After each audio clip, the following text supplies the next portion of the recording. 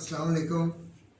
आज मैं आपके सामने जो वीडियो लेके आ रहा हूँ वो है marginal costing versus absorption costing. ये बड़ा इम्पोर्टेंट टॉपिक है FCMA का, और इसमें सबसे पहली बात ये है कि आप एक काम कर चुके हैं, यानी कि अब्जॉर्प्शन कॉस्टिंग कर चुके हैं, लेकिन आपको इसका एहसास नहीं आप कर चुके हैं। सबसे पहले मैं अब्जॉर्प्शन कॉस्टिंग को बताता हूँ कि अब्जॉर्प्शन कॉस्टिंग में ये होता है कि आप एक डायरेक्ट मटेरियल, डायरेक्ट लेबर यानी कि प्राइम कॉस्ट जो है वो चार्ज करते हैं प्रोडक्ट को, और उसके बाद फैक्ट्री ओवरहेड के दो हिस्से होते हैं। उसमें एक होता है फिक्स कॉस्ट, फिक्स्ड ओवरहेड्स, एक होता है वेरिएबल ओवरहेड्स, और दोनों का एक कंपोजिट रेट होता है, और सिलेक्टेड आवर्स जो होते हैं, सिलेक्टेड जो सिलेक्ट किया होता है उसके मुताबिक रेट निकाल के हमने अप्लाइड किए होते हैं या अब्जॉर्ब किए होते हैं, और उसके बाद ओवर और अंडर अप्लाइड को सेट करके हम कॉस्ट ऑफ गुड्स सोल्ड बनाते हैं, और इस तमाम कॉस्ट को हम इस फिक्स कॉस्ट को भी जो है प्रोडक्ट कॉस्ट के तौर पर लेते हैं, और इसको कहते हैं अब्जॉर्प्शन कॉस्टिंग। यानी कि absorption costing is a method या procedure of costing in which prime cost plus factory overhead including variable and fixed cost are part of the product cost, उसका हिस्सा होते हैं। और इसके बाद लेकिन ये जो तरीका है ये हमारे फाइनेंशियल स्टेटमेंट्स तमाम इसी तरीके से बनती हैं, लेकिन चूँकि मैनेजमेंट अकाउंटिंग जो है ये एक इंटरनल अकाउंटिंग है, हमें एक बेशुमार कंप्राइसिंग के लिए, हमें शॉर्ट टर्म डिसीजन के लिए, हमें बजट के लिए, बेशुमार मामला के लिए एक इंटरनल तौर पर अब्जॉर्प्शन कॉस्टिंग की नहीं बल्कि मार्जिनल कॉस्टिंग की जरूरत होती है। मार्जिनल कॉस्टिंग में क्या होता है? मार्जिनल कॉस्ट, अब ये आपको ये बताइए, आप बताऊंगा कि मार्जिनल कॉस्टिंग है। मार्जिनल कॉस्टिंग या डायरेक्ट कॉस्टिंग ये होती है कि इसमें आप direct material, direct labour charge करते हैं प्रोडक्ट को, और ओवरहेड का वो हिस्सा चार्ज करते हैं सिर्फ जो कि वेरिएबल कॉस्ट होती है, वेरिएबल ओवरहेड्स होते हैं। इसमें फिक्स्ड ओवरहेड्स को आप ट्रीट नहीं करते, फिक्स्ड ओवरहेड को आप पीरियड कॉस्ट ट्रीट करते हैं। पीरियड कॉस्ट से मुराद होता है कि cost charge to the period in which it was incurred, तो उसमें हम वहाँ ले जाते हैं। और इसके बाद यहाँ पे एक नया कॉन्सेप्ट आता है contribution margin. Contribution margin is equal to, क्या होता है कंट्रीब्यूशन मार्जिन?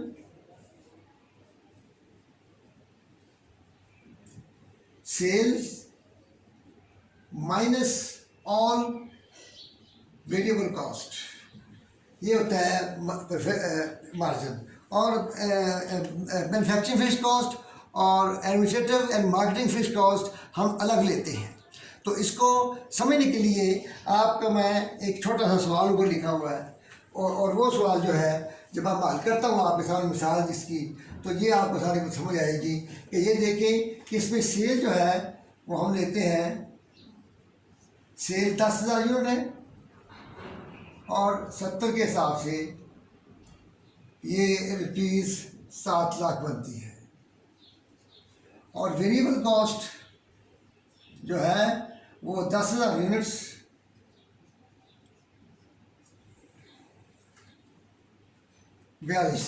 सॉरी 4,20,000 बनती है। इसे कहेंगे कंट्रीब्यूशन मार्जिन। ये आता है जी, और फिक्स्ड कॉस्ट,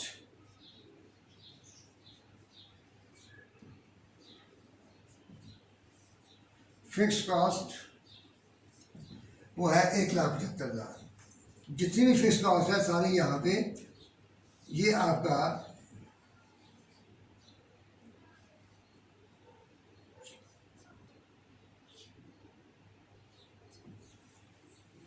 ये इसको कंफर्म कर लेते हैं।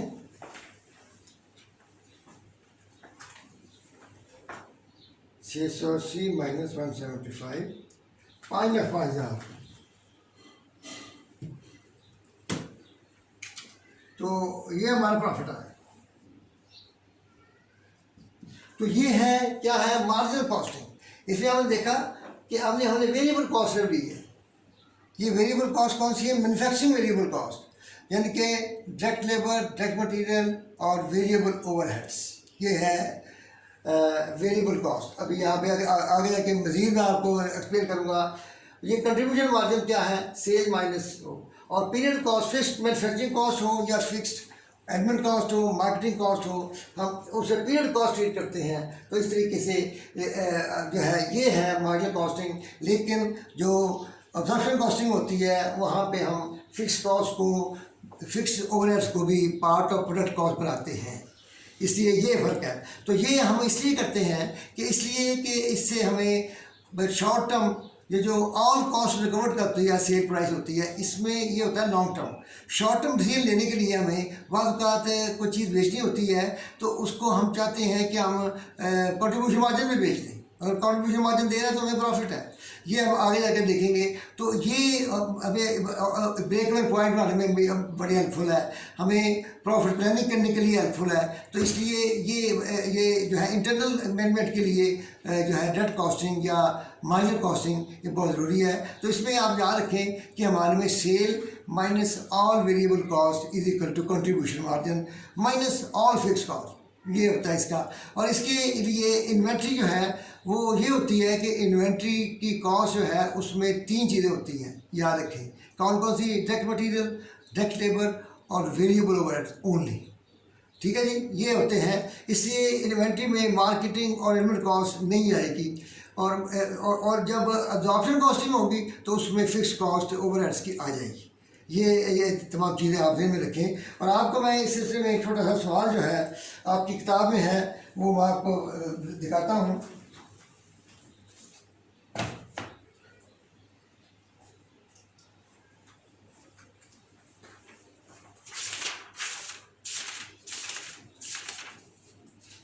क्वेश्चन छोटा सा है तो मैं यही लिख देता हूँ, ये तो आप समझ आ गई है।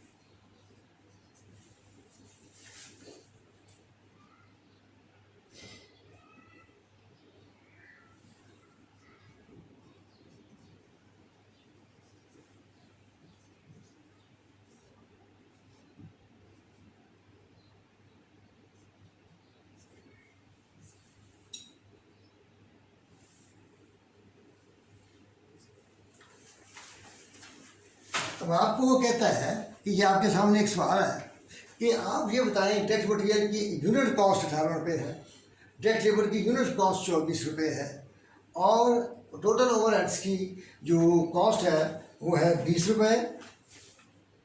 और इसमें 3 हिस्से वेरिएबल हैं और एक हिस्सा जो है फिक्स है। इसके बाद 20 तकसीम 4 ज़रब 3, 20 तकसीम 4 ज़रब 3, 15 रुपये। इसका मतलब ये है कि वेरिएबल कॉस्ट जो है वो है 20 इंटू 3/4 इज इक्वल टू 50 और बाकी 5 फिक्स कॉस्ट है। तो इन्वेंट्री के लिए यूनिट कॉस्ट कौन सी इस्तेमाल होगी, सवाल क्या है इन्वेंट्री के लिए यूनिट कॉस्ट कौन सी इस्तेमाल होगी। आप कहेंगे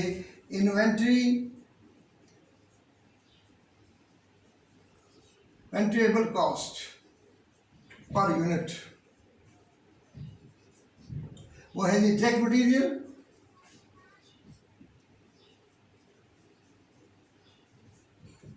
₹18, डायरेक्ट लेबर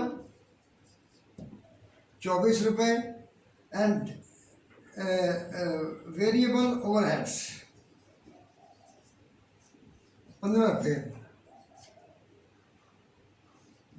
ये है, ये आप देखा कि हमने इसमें चूँकि ये माइनर कॉस्टिंग है इसलिए हमने फिक्स ओवरहेड का हिस्सा इसमें नहीं लिया, हमने इसको लिया है। इतनी बात आपको समझाने के लिए वीडियो है कि इसमें आपने ध्यान में रखना है कि अब्जॉर्प्शन कॉस्टिंग क्या होती है और माइनर कॉस्टिंग क्या होती है, इसके बाद इसकी बाकी डिटेल्स जो हैं इसके बारे में हम नेक्स्ट वीडियो में बात करेंगे। आपका बहुत शुक्रिया। अल्लाह हाफिज़।